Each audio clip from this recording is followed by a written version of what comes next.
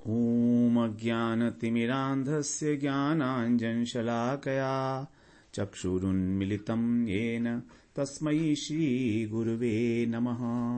वन्देऽहं श्रीगुरो श्रीयुतपदकमलं श्रीगुरून् वैष्णवांश्च श्रीरूपं साग्रजातं सहगण रघुनाथान्वितं तं सजीवं साद्वैतं सावधूतं परिजनसहितं कृष्णचैतन्यदेवं श्रीराधा कृष्णपादान् सहगण ललिता श्रीविशाखान्वितांश्च तमादिदेवं करुणानिधानं तमालवर्णं सुहितावतारम् अपार संसार समुद्र सेतुं भजामहे भागवत स्वरूपम्। हे देव हे दैत हे भुवनैक बंधो हे कृष्ण हे चपल हे करुणैक सिंधो हे नाथ हे रमण हे नयनाभिराम हा हा कदानुभवितासि पदं दृशोर्मे। श्री कृष्ण चैतन्य प्रभो नित्यानंद श्री अद्वैत गदाधर शिवसदि गौरभक्त वृंद। हरे कृष्ण कृष्ण कृष्ण हरे हरे, हरे राम राम राम हरे हरे। हरे कृष्णा। सर्वप्रथम मैं अपने गुरुपाद पद ओम विष्णुपाद अष्टोत्तर शत श्री श्रीमद् भक्तिवेदांत माधव गोस्वामी महाराज के चरण कमलों में अनंत कोटि दंडवत प्रणाम ज्ञापन करता हूं। हम लोग श्रीमद् भागवत पुराण में प्रथम स्कंध में 18वां अध्याय श्रवण किया, जिसमें महाराज परीक्षित को श्रृंगी ऋषि ने शाप दिया। जो बच्चे थे, शमीक मुनि के बच्चे थे, तो जब उन्हें पता लगा कि उनके पिता के गले में एक राजा ने सर्प डाल दिया है, तो उनको क्रोध आया और उन्होंने वहीं पर ही परीक्षित महाराज को शाप दे दिया जल से आचमन करके।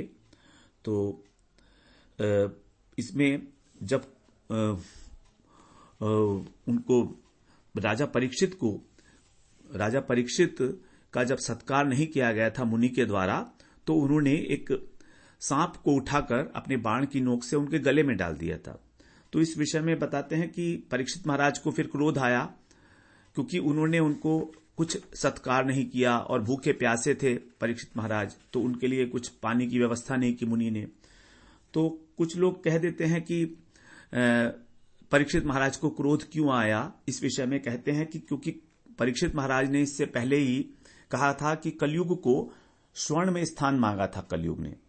तो अब राजा परीक्षित जो है वो सोने का मुकुट धारण किए हुए थे, तो उसमें कलयुग जो है निविष्ट हो गया और उसने परीक्षित महाराज की बुद्धि जो है बदल दी। इसलिए परीक्षित महाराज ने इतना निंदनीय कार्य किया। लेकिन यह बात जो है अशास्त्रीय है, किसी प्रकार से भी शास्त्र सम्मत नहीं है, क्योंकि परीक्षित महाराज ने कलयुग को स्वर्ण में रहने की जो अनुमति दी थी वो उन्हीं में दी थी जो इन 4 जगहों पर प्रयोग किया जाता है, जुआ घर में और मदिरालय में, व्यभिचार के अंदर और जो जीव हिंसा के लिए।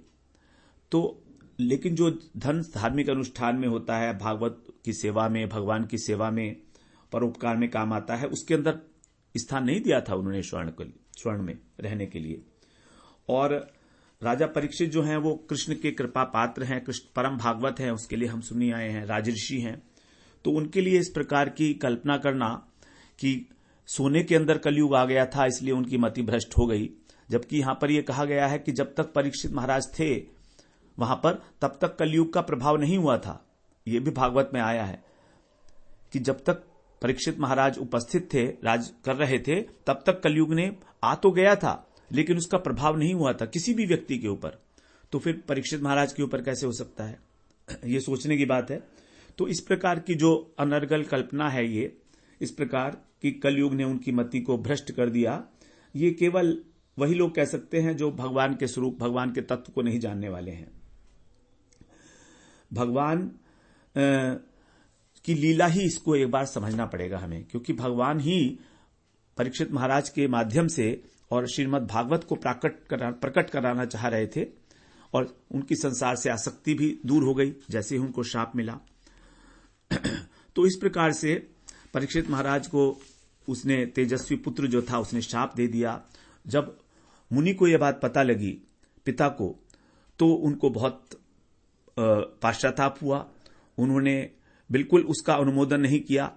बच्चे को बोला कि तुमने क्यों किया, क्योंकि ऐसे राजा जो हैं ये तो बड़े धार्मिक राजा हैं, और अगर ये राजा नहीं रहेंगे तो इस पृथ्वी के ऊपर सारा चोरों का आधिपत्य हो जाएगा, चोर डाकू बढ़ जाएंगे, शासन नहीं रहेगा और सब उद्दंड हो जाएंगे, दुष्ट लोग जो हैं वो परेशान करेंगे लोगों को, धर्म की हानि होगी।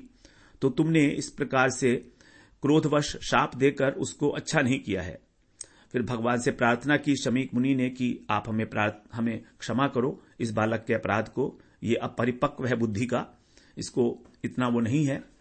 तो इस प्रकार से उन्होंने कहा, और फिर बाद में कह रहे थे कि जो साधु पुरुष होते हैं वास्तव में उन्हें न तो व्यथा होती है और न हर्ष होता है, क्योंकि आत्मा तो निर्गुण है, उसमें किसी प्रकार का कोई विषय या कोई इंद्रियां, कोई अंतःकरण तो है नहीं उसके अंदर। तो यहां पर 50वें श्लोक में न व्यथंती न हृष्यंती यत आत्मा अगुणाश्रय, हमने पिछले सत्र में इसको आत्मा को गुणाश्रय बोल दिया था कि आत्मा सभी गुणों का आश्रय है, ऐसा नहीं समझना है। अगुणाश्रय है मतलब गुणों से सर्वथा परे है, तो आश्रय नहीं है गुणों का, यहां पर अगुणाश्रय है, अर्थात वो बिल्कुल निर्गुण तत्व है आत्मा। तो इस प्रकार से वो बोलने में थोड़ा सा मिस्टेक हो गई, उसके लिए आप क्षमा करिएगा। तो अगुणाश्रय है वो, और उसके ऊपर किसी भी प्रकार के द्वंद्व का, उसका मान अपमान जो शरीर का हो रहा है, सुख दुख इत्यादि, उसका कोई प्रभाव नहीं पड़ता है। इस प्रकार से हमारा 18वां अध्याय पूर्ण हुआ। 19वें अध्याय में अब परीक्षित जी का जो है, उन्होंने व्रत ले लिया अनशन के लिए कि अब वो कुछ खाएंगे पिएंगे नहीं, और सुखदेव जी फिर आगमन होता है उनका। तो अब हम लोग इसका शुरू करते हैं, पाठ शुरू करते हैं। कह रहे हैं, सूत उवाच महीपतिस्त्वथ तत्कर्म गर्ह्यम् विचिन्तयान्नात्मकृतं सुदुर्मनः अहो मया नीच मनार्यवत्कृतं निरागसी ब्रह्मणि गूढ़ तेजसी। राजा परीक्षित को अब पश्चाताप हो रहा है कि उन्होंने ठीक कार्य नहीं किया है। मुनि के गले में उन्होंने सांप डाल दिया, एक छोटी सी बात थी और उन्होंने इतना बड़ा अपराध कर दिया मुनि के चरणों में, जो अपने ध्यान में व्यस्त थे। तो कह रहे हैं महीपति कौन? जो इस पृथ्वी के राजा हैं, अर्थात राजा परीक्षित को अथ माने अनंतर, उसके अनंतर। तो तू का अर्थ है परंतु। तो परंतु ये सब करने के बाद, उसके बाद जब वो राजधानी में पहुंच गए, तब तत्गर्ह्य आत्मकृतम, उनके द्वारा जो गर्ह्य का मतलब है निंदित, जो अपने द्वारा उनके किया गया था एक कर्म, कृतम कर्म, उसको विचिंतयन, उसको सोचने लगे। वो अब सोचते हैं कि सुदुर्मना, मेरा मन इतना खिन्न हो गया था। वो सोचते सोचते अत्यंत वो खिन्न हो गए, खेद हुआ उनको अपने कृत्य के ऊपर पश्चाताप करते हुए। अहो, आश्चर्य कह रहे हैं कि निरागसी तेजसी गूढ़, मैंने वो जो निरागसी माने निरपराध, तो जो निरपराध थे और जिन्होंने अपने तेज को छिपा रखा था, ऐसे ब्राह्मण के साथ मैंने अनार्यवत, कैसा व्यवहार किया है? अनार्यवत अर्थात अनार्य के समान। अनार्य का मतलब जो ठीक प्रकार से व्यवहार नहीं करते हैं, और नीच कार्य किया है मैंने। अनार्यवत नीचम, नीचम और अनार्यवत कृतम, ये जो अत्यंत निंदनीय कार्य है जो मेरे द्वारा हुआ है, कि मैंने उनके गले में सांप डाल दिया। इस प्रकार से वो सोचकर और अत्यंत खेद अपने ऊपर जो है धिक्कार रहे हैं अपने को, कि मैंने उनके साथ बहुत बड़ा गलत काम किया है, नीच काम किया है, बड़े खेद की बात है। अहो का मतलब है बड़ा खेद है मुझे अपने ऊपर। सुदुर्मना, एक दुर्मना एक सुदुर्मना, बहुत अधिक खिन्न है, उदास है बहुत। ध्रुवम ततो मे कृतदेव हेलनाद दुरत्ययम व्यसनम नाति दीर्घात तदस्तु कामम त्वघनिष्कृताय मे यथा न कुर्याम पुनरेव मद्धा। यहां कह रहे हैं कि ध्रुवम तत् में कृतम, निश्चित रूप से ही ये जो मेरे द्वारा किया गया है, ततः माने इस प्रकार जो मेरे द्वारा किया गया है, ये क्या किया है मैंने? देव हेलनाथ, उनकी अवहेलना की है मैंने, वो देव पुरुष, उनकी मैंने अवहेलना की है। तो न अति दीर्घात, बहुत दूर नहीं, बिल्कुल शीघ्र ही मेरे ऊपर क्या होगा? दुरत्ययम व्यसनम, घोर विपत्ति आने वाली है। न अति दूरात, न अति दीर्घात, दीर्घ का मतलब होता है दूर, तो ज्यादा दूर नहीं, अर्थात इमीडिएटली मेरे ऊपर कोई घोर विपत्ति, व्यसनम का अर्थ होता है विपत्ति आने वाली है। और तत्कामम अस्तु, उससे फिर क्या होगा? मेरा जो पाप है, अग का अर्थ है पाप, और निष्कृतता माने प्रायश्चित करना, तो वो जो विपत्ति आएगी उसके माध्यम से फिर मैं अपने पाप का प्रायश्चित करूंगा। मेरा पाप जो है उसका कोई और प्रायश्चित तो है नहीं, मेरे ऊपर कोई ना कोई विपत्ति ही पड़ेगी, घनघोर विपत्ति, और वही मेरे पाप का प्रायश्चित हो जाएगा। और फिर क्या होगा? फिर मैं कभी इस प्रकार का काम नहीं करूंगा। पुनः एवं अद्धा न कुर्यात, जो इस प्रकार का कार्य मैंने किया है ये मैं आगे से नहीं करूंगा, और कोई मेरा और कोई सॉल्यूशन नहीं है। मैं क्या करूं? उस विपत्ति को ही मैं और बिना प्रतिकार करे हुए सहन करूंगा। वास्तव में भक्तों का यही एक स्वभाव होता है। यदि उनसे कभी किसी कारणवश कोई बहुत बड़ा अपराध हो भी जाता है तो सबसे पहले तो उनको बहुत पश्चाताप होता है। वो पश्चाताप की अग्नि में जलते हैं कि मैंने क्या कर दिया मैं यहां पर भजन करने के लिए आया हूं और मेरे से इस प्रकार का जो नीच वर्क है, नीच कार्य है, ये हो गया, तो मैं कैसा भजन करूंगा भगवान का? किस प्रकार से उनको मुंह दिखाऊंगा मैं भगवान को? कैसे अपने गुरु जी के सामने जा पाऊंगा मैं? अत्यंत खेद होता है, पश्चाताप का अनुभव होता है। और फिर उसके बाद जो उनके साथ उनको किसी विपरीत परिस्थिति के रूप में कोई दंड मिलता है तो उसको बिना किसी प्रतिकार के, बिना कोई शिकवा शिकायत किए और सहन करते हैं, क्योंकि वो उनके ही पाप कर्म का फल है। तो यद्यपि साधारण मनुष्यों के जीवन में यदि कोई पाप किया जाता है तो उसका फल इमीडिएट नहीं मिलता है, बहुत समय बाद मिलता है, और हो सकता है कभी अगले जन्मों में मिले। लेकिन जो भक्त लोग हैं उनके लिए भगवान का ये विशेष कृपा है कि उनको तुरंत ही उस बात का फल मिल जाता है, क्योंकि उन पश्चाताप की अग्नि में तो जल ही रहे हैं वो।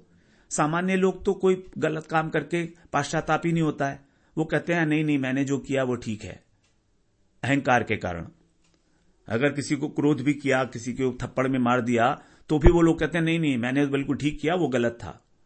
लेकिन जो भक्त लोग हैं वास्तव में, वो चाहे वो ठीक भी हो, चाहे उनका मानना ठीक भी हो, तो भी इस प्रकार से यदि उनके द्वारा कोई अपराध या कोई निंदनीय कार्य बन जाता है तो वो अपने को धिक्कारते हैं, नंबर 1। और नंबर 2, भगवान उनकी सहायता करते हैं। कैसे? कि उस अपराध का जो फल है वो उनको जल्दी ही भुगतवा कर, और उस अपराध का फल भुगतवाने में भी भगवान की कृपा है, क्योंकि उसके माध्यम से वो उस व्यक्ति की विचारधारा को अपनी ओर आकर्षित कर लेते हैं। इस बात को आप जरा हृदय से समझिएगा कि मैं क्या कहना चाह रहा हूं।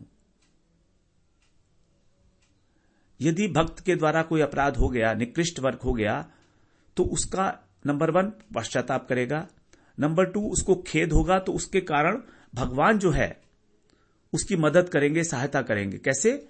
कि उसके पास कोई ना कोई विपरीत परिस्थिति तुरंत उत्पन्न हो जाएगी। अब जो भक्त है उस विपरीत परिस्थिति को भी भगवान की कृपा मानकर ही स्वीकार करेगा, सहन करेगा, किसी प्रकार का उसके अंदर निगेटिविटी नहीं आएगी। और दूसरी बात, तीसरी बात यह होगी कि वो भगवान की ओर और अत्यधिक रूप से आकर्षित हो जाएगा। तो इसीलिए यदि भक्त के जीवन में किसी प्रकार की कोई दुविधा, कोई विपत्ति आए, और आती ही रहती है, ऐसा नहीं है, आती ही, समाज जो है ये भक्तों के बड़े खिलाफ है, विरोध में है, उन्हें अच्छा नहीं लगता। और समाज तो छोड़िए, देवता ही अगेंस्ट हैं। देवता ये नहीं चाहते हैं कि ये भगवान के पास जाए। देवता कहते हैं कि ये हमारा अतिक्रमण करके भगवान के धाम में चला जाएगा। How is it possible? कल तक तो ये पूरा विषय ही था, आज ये भजन करके और भगवान के धाम तक पहुंचने के लिए प्रयास कर रहा है। तो इस प्रकार से देवता लोग भी कई बार अड़ंगे लगाते हैं। ध्रुव महाराज ने यह बात कही है, जब उन्होंने भगवान को दर्शन करने के बाद उन्होंने कहा कि देवताओं ने ही मेरी बुद्धि जो बदल दी है कि मैं भगवान से राज्य की इच्छा कर रहा था, राज्य पाने की, जबकि मुझे राज्य नहीं चाहिए, मुझे भगवान की सेवा तो मिली नहीं। तो देखिए किस प्रकार से उस लेवल तक देवताओं का इंटरवेंशन रहता है। आगे तीसरे श्लोक में कह रहे हैं, अद्येव राज्यम बलमृद्ध कोशम प्रकोपित ब्रह्म कुलानलो में दहत्व भद्र से पुनर्न में भूत पापी असीधीर द्विज देव गोभ्य। अद्य माने आज ही, ये आज जो हुआ है मेरे साथ ये कांड, आज ही सोच रहे हैं वो कि प्रकोपित, जो मैंने ब्राह्मण को गले में सांप डालकर उनको कुपित कर दिया, जो छोटा बालक था वो कुपित हुआ ना, तो ऐसा सोच रहे हैं वो कि मेरे द्वारा ब्राह्मणों की जो क्रोधाग्नि है वे आज ही मेरे राज्य काट को जलाकर राख कर दें, ऐसा वो सोच रहे हैं। हो जाइए, कोई बात नहीं है, I am ready for it, क्योंकि मेरे पाप का यही प्रायश्चित होगा। देखिए कितनी बड़ी बात परीक्षित महाराज सोच रहे हैं।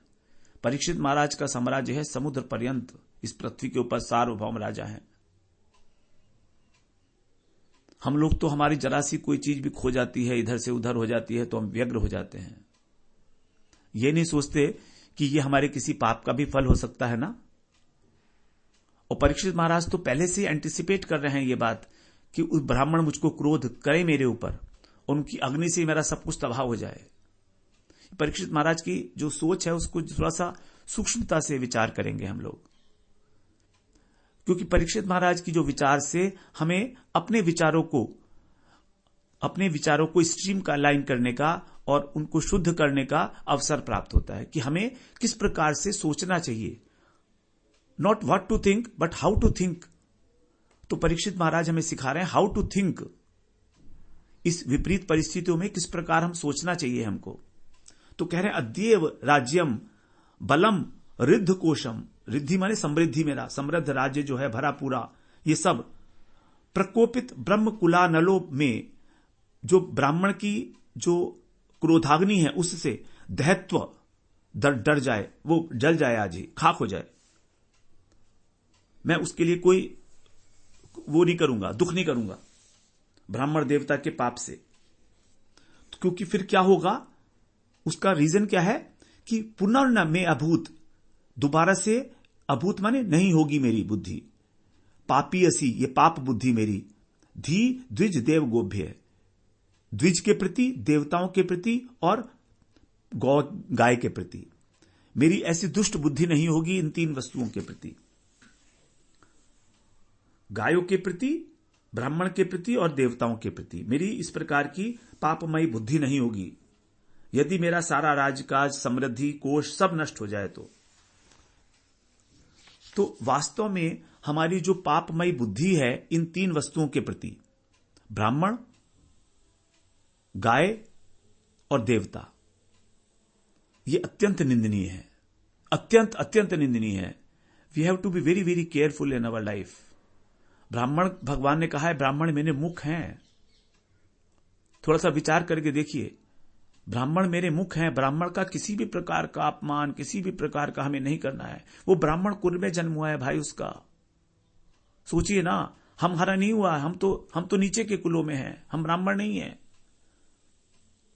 कारण हमारे उस प्रकार के पिछले पुण्य कर्म नहीं है कि हम ब्राह्मण बने। हम तो वैश्य हैं, हम तो शूद्र हैं, या हम क्षत्रिय हैं। वो अलग बात है कि हमने भजन करके और वैष्णव बन गए हैं। अभी भजन भी क्या कर रहे हैं, बस केवल माला घुमा लेते हैं जबरदस्ती गुरुजी के कहने पर। भजन वजन भी क्या है, अभी हमारा कुछ भी नहीं है, कोई वैष्णवता नहीं है किसी प्रकार की भी हमारे हृदय के अंदर। कहीं ऐसा अभिमान ना आ जाए कि हम जो है ब्राह्मणों से श्रेष्ठ हैं। ये बहुत खतरनाक अभिमान है, इस बात को ध्यान पे रखिएगा। ब्राह्मण ब्राह्मण है, उसके पूर्व कर्म से ही वो ब्राह्मणत्व को प्राप्त हुआ है। तो इस प्रकार से बहुत हमको सावधानी पूर्वक अपनी सोच को रखना है। परीक्षित महाराज जब इस प्रकार की सोच रहे हैं, परीक्षित महाराज कौन है? वो परम ब्राह्मण है, परम भागवत हैं। वो चाहते तो उस छोटे से बच्चे को श्राप दे सकते थे, उसको वहीं भस्म कर सकते थे, चाहते तो। वो परम भागवत हैं, कृष्ण के कृपा पात्र हैं वो। लेकिन भक्त कभी भी प्रतिकार नहीं करते, इस बात को हमेशा याद रखिए। सचिंतयन्नेथ मथा शृणोद्यथा मुने सुतोक्तो निरृतिस्तक्षकाख्य ससाधु मेने न चिरेण तक्षका नलम प्रसक्तस्य विरक्ति कारणम। वे सौ माने वे इत्थम चिंतन, इस प्रकार विचार कर ही रहे थे कि अथ इतने में ही जैसा यथा मुने सुतः उक्त है, जैसा कि मुनि के पुत्र ने कहा था। क्या कहा था? तक्षकाख्या, तक्षक नाम का जो सर्प है वो निरृति यानी मृत्यु का समाचार आश्रणोत सुना। इतनी ही देर में परीक्षित महाराज ने समाचार सुना, कोई संदेश लेकर आया कि तक्षक जो है वो मेरे को काटेगा। इस प्रकार का समाचार जो है सुना परीक्षित महाराज ने। चिंता कर ही रहे थे, तो वास्तव में जब चिंता कर रहे थे वो, तो जब शमीक मुनि को पता लगा कि मेरे पुत्र ने इस प्रकार का कांड कर दिया है, एक कांड ही कहेंगे इसको, श्राप दे दिया राजा को, कोई बहुत छोटी बात तो है नहीं, बहुत बड़ी बात है, बहुत बड़ी बात है। एक छोटे से बच्चे ने और इतने बड़े सार्वभौम राजा को श्राप दे दिया। आज तक कभी इस प्रकार का नहीं हुआ परीक्षित महाराज के राज्य में। तो जब शमीक ऋषि को यह पता लगा तो उनका एक शिष्य था, उसका नाम था गौरमुख, श्री गौरमुख। तो उसको भेजा उन्होंने, और उस गौरमुख ने आके निवेदन किया राजा से कि हे राजन, ये शमीक मुनि जो पुत्र हैं शंगी, उन्होंने आज से 7वें दिन आपको तक्षकनाथ के द्वारा डसे जाने का अभिशाप दे दिया है। और यह भी बताया कि मुनि जो है बालक पर अत्यंत कुपित हैं और उसका अत्यंत तिरस्कार किया है। लेकिन परीक्षित महाराज ये सुनकर भी किसी प्रकार का उनके अंदर भय वगैरह नहीं आया।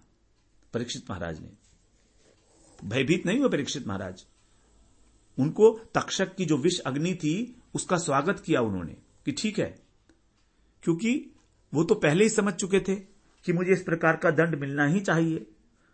देखिए भक्त की सोच, जिस प्रकार का दंड वो चाह रहे थे उसी प्रकार का दंड उन्हें मिल रहा है। तो अब वो जो है क्या कर रहे हैं, कह रहे हैं कि जब जैसा मुनि के पुत्र ने कहा था, तक्षक नाम का जो है मृत्यु का समाचार सुना, स साधु मेने चिरेण, उन्होंने क्या किया, परीक्षित महाराज ने, उन्होंने सोचा कि देखो ये ठीक ही है कि मैं अभी तक आसक्त हो रहा था इस संसार में। प्रसक्त से माने आसक्त होना, तो मैं ये आसक्त हो रहा था, लेकिन ये जो श्राप है ये मेरे लिए वैराग्य का कारण बनेगा इस संसार से। उन्होंने उसको अच्छा ही माना, साधु में ने उसको अच्छा माना, तक्षक की जो तक्षक के काटने को उन्होंने अच्छा माना। और जब ये तक्षक रूपी अग्नि अनलम, तक्षक अनलम प्रसक्तस्य विरक्ति कारणम, ये तक्षक की रूपी जो अग्नि है यही मेरी विरक्ति का कारण होगा, क्योंकि मैं अत्यंत प्रसक्त हो रहा था इस संसार के अंदर। देखिए किस प्रकार से एक विपरीत परिस्थिति को, सर्वथा विपरीत परिस्थिति को परीक्षित महाराज जी ने अपने आत्मकल्याण का साधन बनाया है।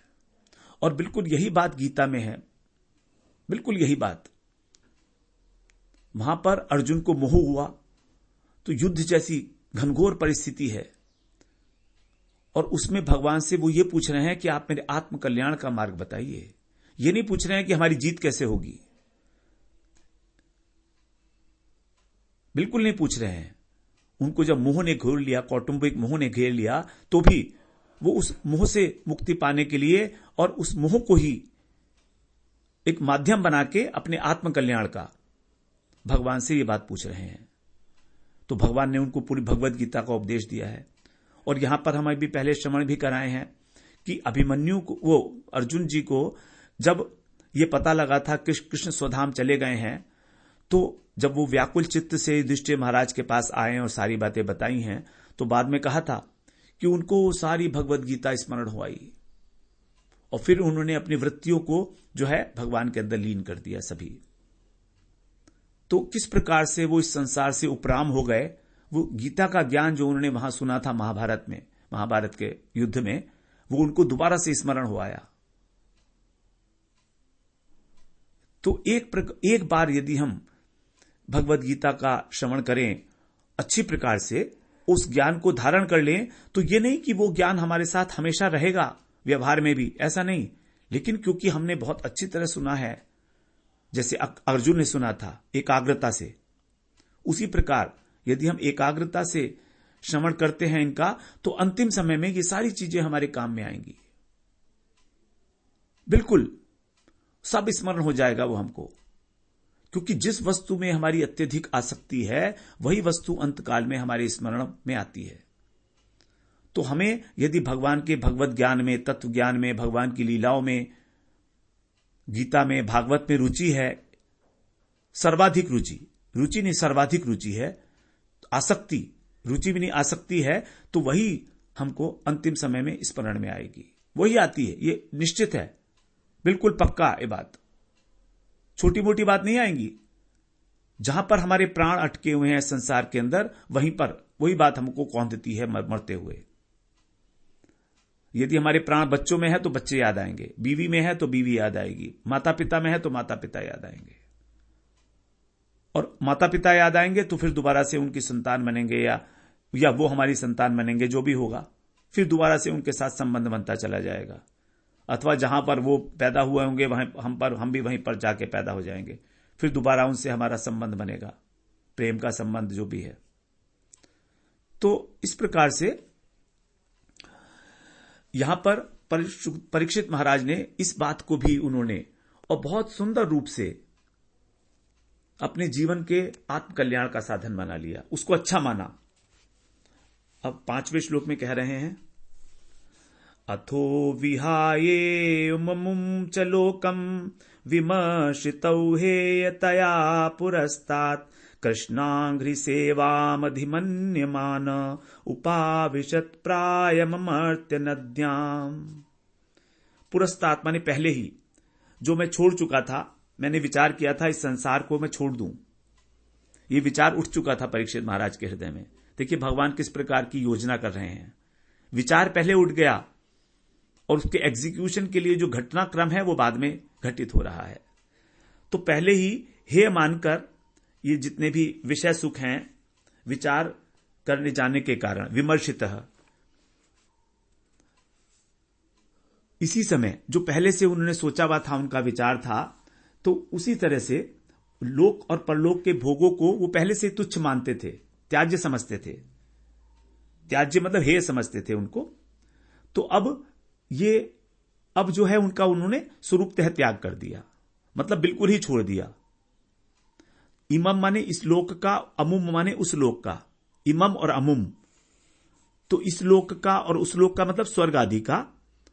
विहाय माने त्याग कर, उनके अंदर आसक्ति त्याग कर, और श्री कृष्णांघ्रि सेवया, श्री कृष्ण की सेवा को, सेवा यानी सेवा को अत्यंत महत्वपूर्ण मानते हुए, मन्यमान माने मानते हुए, और अमर्त्य नद्याम, जो नदी अमर्त्य है अर्थात जो चिन्मय है, ऐसी नदी अमर्त्य, उस नदी के पास जाकर और वो अनशन करके, उपाविशत, प्रायम माने अनशन करके, प्रायोपवेश, अनशन करके वहां उस नदी के किनारे बैठ गए। वो नदी कौन सी है? जो अमर्त्य है, जो इस मनुष्य लोक की नहीं है। अमर्त्य का मतलब मनुष्य लोक, मर्त्य माने मनुष्य लोक, अमर्त्य माने जो वैकुंठ धाम है।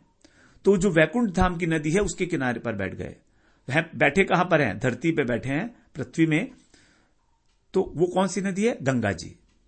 गंगा जी अमर्त्य हैं, गंगा जी अमर्त्य हैं, क्योंकि ये भगवान के चरणों की धोवन है। भगवान के चरणों का स्पर्श प्राप्त है गंगा जी को। गंगा जी की बड़ी महिमा है। महिमा इनकी कभी नष्ट नहीं हो सकती, क्योंकि पतित पावनी है गंगा। अब आगे गंगा जी के विषय में बता रहे हैं, कैसी है गंगा जी का स्वरूप बता रहे हैं। या वै लच्छ्री तुलसी विमिश्र कृष्णांघ्रिरेणु अभ्यधिकाम्बुनेत्री पुनाति लोकानुभ्रत भयत्र शेषान् कस्ताम न सेवेत मरिशिष्यमाण। गंगा जी की महिमा है 6ठे श्लोक में। गंगा जी का जल कैसा है? भगवान श्री कृष्ण के चरणों का पराग लेकर प्रवाहित है वो, और उसमें तुलसी की गंध भी मिश्रित है। या तुलसी विमिश्र, जिसके अंदर तुलसी मिली हुई है, और कृष्णांघ्रि रेणु भी कृष्ण की चरण रज से अधिक, श्री माने सुशोभित हो गई है, और लसत माने उल्लसित है। ऐसी जलधारा, अंबु माने ऐसी जलधारा, नेत्री वही अत्र, निश्चित रूप से जो ले जाई जा रही है वो, अत्र माने इस जगत में, उभय लोकान, दोनों लोकों को, और ईशान लोकपालों के सहित, जो ईश हैं दोनों लोकों के, उनको पुनाति माने पवित्र करती है। और मरिशिष्य माणः कह ताम सेवेत न, ऐसा कौन मरणासन्न पुरुष होगा जो गंगा जी का सेवन नहीं करेगा। देखिए कितनी महिमा बताई गई है गंगा जी की। मरिशिष्य माणा, जो मरने वाला है, मरणासन्न, तो ऐसा कौन पुरुष होगा? तो ऊपर और नीचे सभी के लोगों को, क्योंकि आई है ना, ये ऊपर से ही आई है, स्वर्ग वगैरह से आई, ऊपर से वैकुंठ से आई है। तो इस प्रकार गंगा जी का एक नाम है सुरसरी। सुरसरी का मतलब देवताओं की सरिता, देवताओं की नदी है ये, क्योंकि स्वर्ग लोक से होकर आई है। तो ये अति मर्त्य नदी है, जो चिन्मय नदी है। अब यहां पर तुलसी जी की गंध कैसे मिली है इसमें, और भगवान के चरणों की रज कैसे मिली है? कृष्ण के चरणों की रज तो गंगा जी में कैसे मिल गई? ये एक थोड़ा सा प्रश्न बनता है। कृष्ण के चरणों की रज तो यमुना जी में है। तो इसके लिए बताते हैं कि वृंदावन में जो तुलसी जी हैं, उनके अंदर वृंदावन की रज मिली हुई है, क्योंकि तुलसी जी यहां पर जब होती हैं तो वृंदावन की रज में ही उत्पन्न हुई हैं। अब उस रज के अंदर भगवान के चरणों की जो है वो रज है, क्योंकि यहां पर भगवान ने चरणों में पादुका नहीं पहनी थी वृंदावन में।